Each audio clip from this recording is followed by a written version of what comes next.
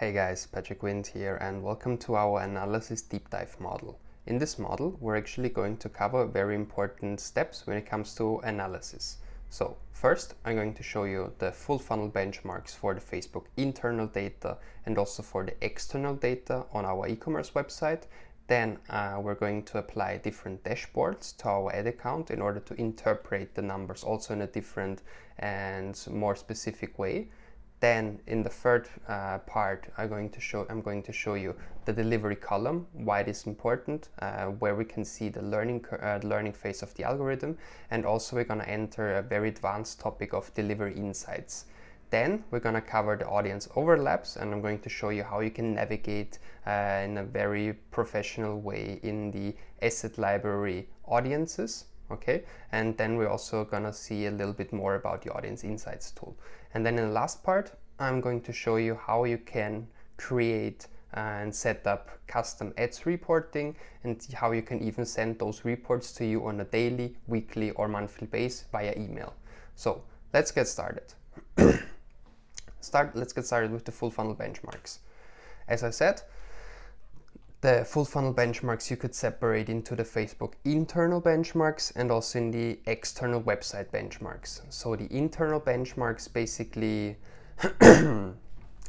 are the cost per mille, the click-through rate, the cost per click, and landing page views. So these are numbers that are derived from 100 different European ad accounts, and I also analyzed here the benchmark report from Adespresso. Okay, and here it's important that you interpret your own numbers in comparison to your competitors.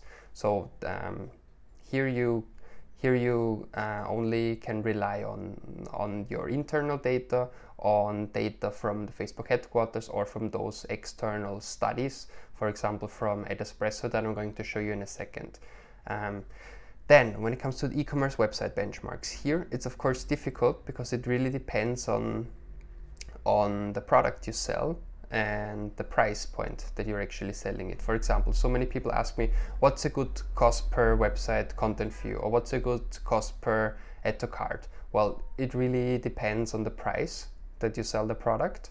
It also depends on the category in the industry, of course, but the only thing that you can see in general is the waterfall percentage for each step of the funnel. So let's say, for example, from 100 people that initiate the checkout process, let's say on average 25%, so from out of 100 people, 25 people actually finish the purchase process. Out of 100 people that add to the shopping cart, around 50% initiate the checkout process. Those numbers I just made up right now, but in a second I will show you the actual numbers, because it's of course a little bit more complicated, because it depends on if you're on Facebook, if you're on Instagram, it depends on the country that you're operating in. But in a second I'm going to show you these benchmarks in a more accurate way. And these benchmarks are derived from over 30 different European e-commerce accounts that we have worked together with, so to derive those waterfall percentage. So as I said, if this is your dashboard, on the left side you see the Facebook internal KPIs, for example cost per mille, the link click-through rate, the cost per link click, and also the cost per landing page view. These are independent of the price. And on the right side you see the KPIs that are dependent of the price, which is the cost per website content view, cost per website add to cart, and cost per website checkout, and cost per purchase, of course. And why do I include the cost per landing page view here on the left side? Well, because it's basically the cost per link click, and then you lose around 15 to 20% of people that do not load the website because it loads too long, or the pixel does not track them because they have an ad blocker activated, and it doesn't really depend on if you sell a cheap product or an expensive product. So I rather see them on the left side. And in one of the upcoming chapters of one of the upcoming videos, I'm going to show you exactly how to derive good benchmarks in order to interpret, okay, CPM of €2.71 is cheap or is cheap or expensive. Click-through rate of around 70% is good or bad. Cost per click of 39 cents is good or bad. You know, like all of this, we have a nice tool to see, nice benchmarks to interpret if they're good or bad. Then when it comes to the e-commerce KPIs, so the KPIs that are on your website, so is a content view of 75 cents, cheap or expensive, add to cart €4.83, checkout €6.81, website purchase 17.16. Well, it depends on many things. And therefore, we have created this very nice Excel tool where you can simply put in the actual price that you're selling your product, so the average basket in euros, then the variable costs, and then from here on it calculates everything on your own. So what's the profit margin? And the profit margin allows your cost per acquisition, in this case of maximum €70. If you're more than €70, then you're of course bad, and if it's even double of the €70, then it's of course very bad. And then it takes the waterfall drops for each step, okay? And according to that, you see if my upper funnel KPIs like cost per view content or cost per add to cart or cost per landing page view are good or not good. And depending on these numbers, you can make your decisions, because many times you see that, okay, I get a lot of add to carts, but then 0 sales. So I don't even have a cost per acquisition because my sales are 0, but I have a lot of good add to carts. And in order to interpret if the add to carts are good or not so good, we've provided this wonderful tool with several areas. And of course, if you get good numbers, you should increase budget, you do micro variations, and if you have bad numbers, you should of course deactivate the ad set and come up with new options, change the audience, change the copy, change the creative. And these KPIs, they really differ a little bit if you are in Facebook or in Instagram. So in Instagram you have different waterfalls, you have different CPMs, you have different CTR benchmarks. Okay, so take a look at that.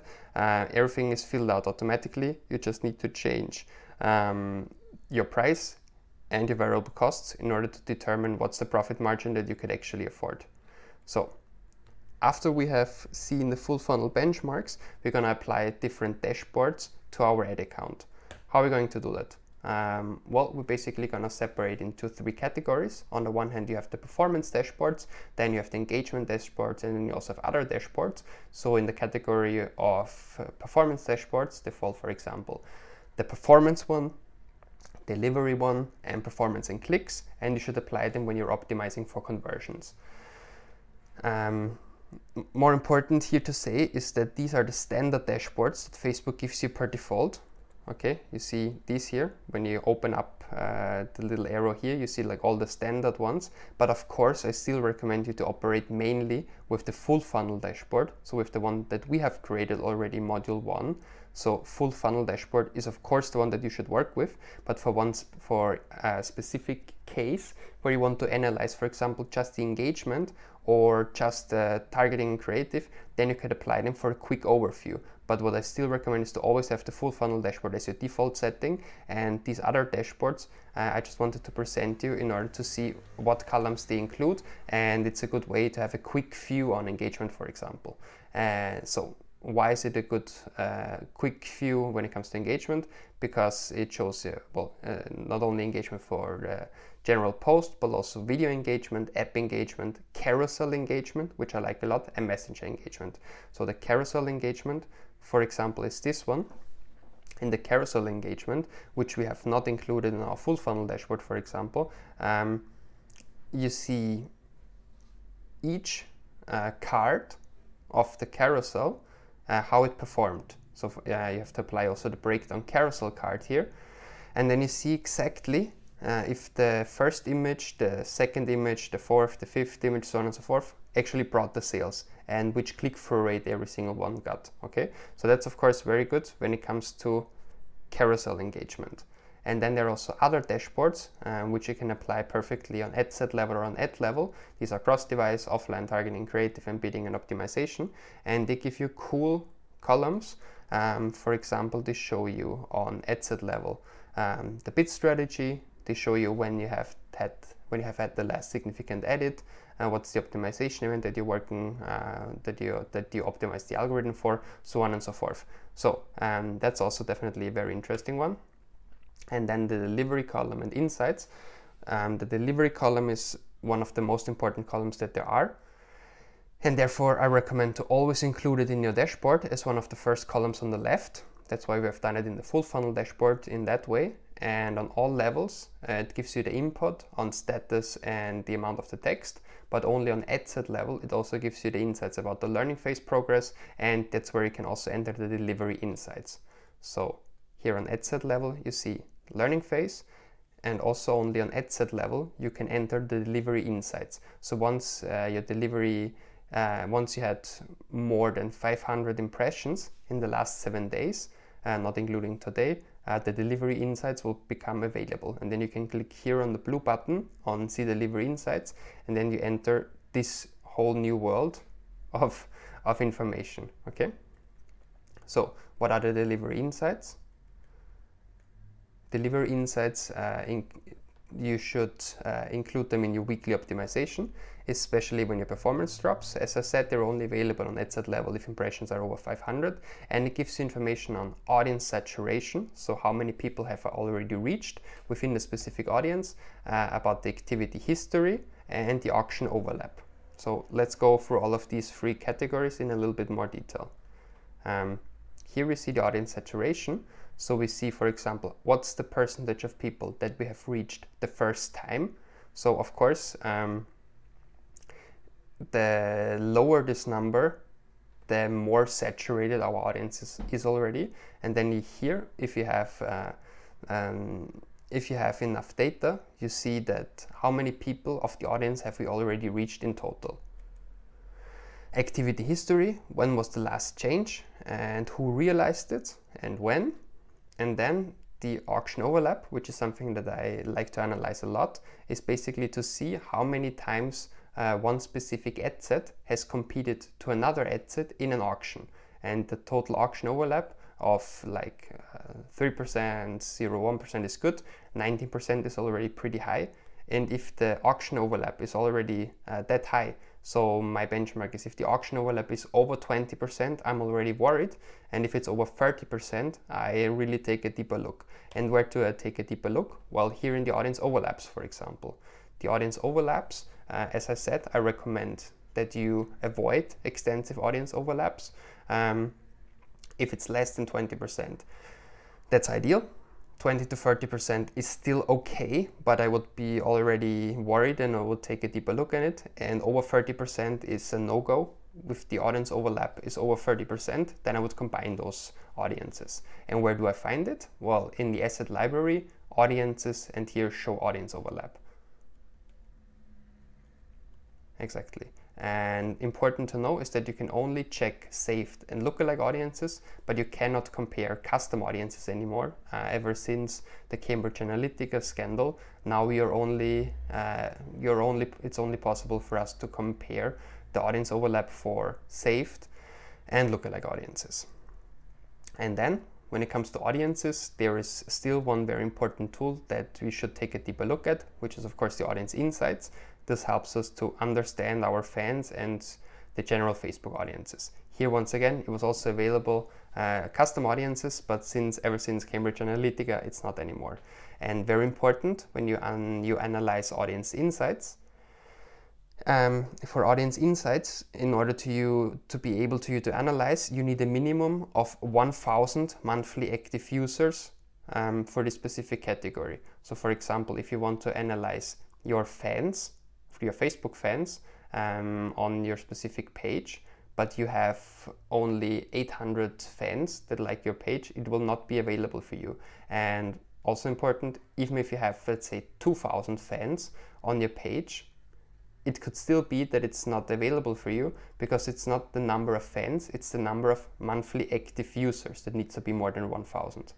And if you, let's say, out of those 2,000 people, you have bought 1,500 or it's an old page and many of those people don't even use the Facebook profile anymore, it will not be available. So you need more than 1,000 monthly active users in order to see the audience insights. And here you can apply the advanced filters to better interpret your data. So let's get started with the audience overlaps. The audience overlap tool is a very cool one because you can compare, for example, this lookalike with the saved audience, and you see that, well, okay, out of those 250,000, which is the blue one, here we have 1 million in the saved audience, only 17,000 people are in both categories. So this is the overlap here. That's just 7%. And as we said, everything below 20% is good. Nice. But then it could also be that if we compare, for example, this saved audience with the other saved audience, we see 1.2 million, 1.2 million, so they're identically from the size, but 1/3, actually more than 1/3, so 430,000, are in both audiences, okay? So an overlap of over 30% is for me already clear no-go, so I would include them in one ad set, for example, and I would combine them. I would not separate them anymore, and of course combining those two, so 1.2 million and 1.2 million, would not be 2.4 million people, because around, let's say, 400,000 people are in the same audience, okay? So it will not add up 1.2 million and 1.2 million, so it will not be 2.4 million, but it will rather be these 1.2 million, and then the other 800,000 people, which are the remaining part of the circle, but not the overlap, because you cannot target one of the same people twice when you have them in one audience combined. So your actual audience size would be here 2 million people, because it's 1.2 million, so 2.4 million minus the 400,000 that are in the overlap, in the overlapping area. So if you combine them, it will actually be 2.4 million people, and that's actually going to be 2 million people, and you will not have any overlap. So that's of course much better. And then you also have extreme cases, for example here, where you even have an overlap of 85%, which of course doesn't make any sense. So here you should definitely combine them and even consider not targeting them at all, because they're already included here anyways.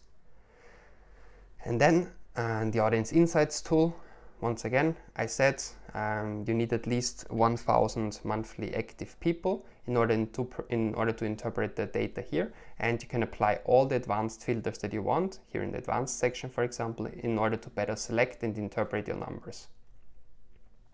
And then the last category that I would like to talk about now is the custom ads reporting. This is very useful because you can actually create reports from the column sidebar, apply different breakdowns, and apply also the full funnel metrics. It's useful to analyze and even export very specific data, and it's actually very user-friendly because you can drag and drop the columns to rearrange and group breakdowns, and it allows you a flexible adjustment during your analysis. But what is the most important part of the custom ads reporting, in my point of view, is that you can send automatic reports via email. So you can receive those automatic emails daily, weekly, or monthly, and you can apply the required time filter plus your own dashboard metrics.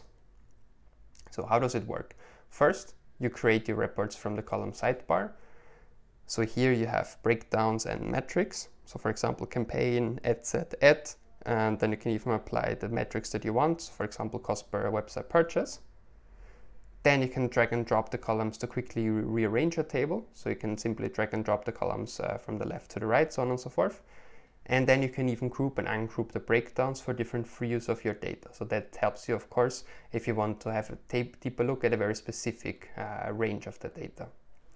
And then you will get a dashboard that will look like this. So as I said, on the left you have the breakdowns and metrics. It could be breaking down by campaign, by ad set. You could also include ad, but you could also include all the different breakdowns that we usually do in our full funnel analysis, like age, gender, country, placement, so on and so forth. And the metrics are the full funnel metrics. You can use like frequency, results, website purchase, cost per website purchase, initiate checkout, cost per initiate checkout, so on and so forth. And the coolest thing is that you could export it immediately here. You could export it, but you could also save it. And if you save it, you can save an email schedule. You could schedule an email on a daily, weekly, or monthly basis.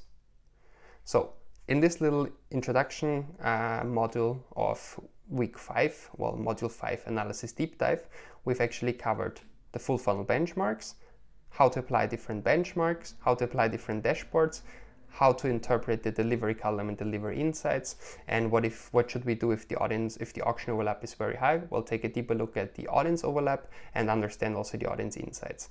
And then we can schedule and export reports on a daily, weekly, and monthly basis with our custom ads reporting tool. So guys, thank you very much for listening, and I'm looking forward to seeing you in the next video. Goodbye.